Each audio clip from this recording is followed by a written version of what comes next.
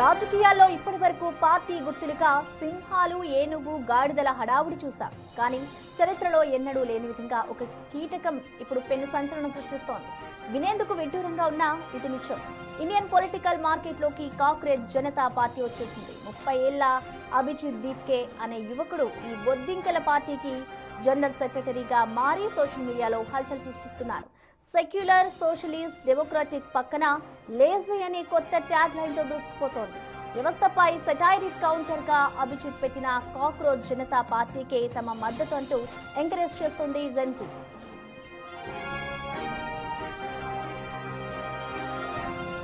Cockroach party అవతరణ వెనుక పెద్ద కథే ఉంది. సాక్షాత్తు సుప్రీంకోర్టు ప్రధాన న్యాయమూర్తి ఇటీవల నిరుద్యోగులపై చేసిన కొన్ని ఘాటు వ్యాఖ్యలే దీనికి పునాది. నిరుద్యోగులు సోమరిపోతుల్లా, బొద్దింకల్లా తయారై వ్యవస్థలపై దాడులు చేస్తున్నారంటూ ఆయన చేసిన వ్యాఖ్యలతో సోషల్ మీడియాలో అడ్డంగా బుక్కయ్యారు. అంతే, కాక్రోచ్ జనతా పార్టీ పేరుతో ఈ నెల 16న అభిజిత్ దీప్కే ఎక్స్ లో డిజిటల్ జెండా పాతేశాడు. కాక్రోచ్ జనతా పార్టీలో చేరేందుకు అర్హతలు వింటే మైండ్ బ్లాక్ కావాల్సిందే. సాధారణ పార్టీల్లో చేరాలంటే జైలుకెళ్లిన రికార్డో, నోట్ల కట్టల్లో ఉండాలి. కానీ కాక్రోచ్ జనతా పార్టీ సిజేపీలో చేరాలంటే ఉండాల్సిన క్రేజీ క్వాలిఫికేషన్స్. పార్టీ సభ్యత్వం తీసుకునేవారు పక్కా నిరుద్యోగై ఉండాలి.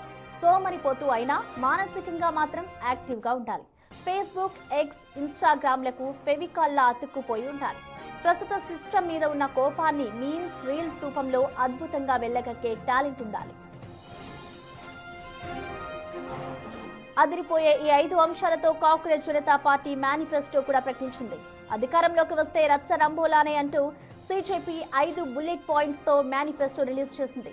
సుప్రీంకోర్టు సిజేఐ రిటైర్ అయ్యాక రాజ్యసభ సీటు అనే గిఫ్ట్ ఆశించకూడదు.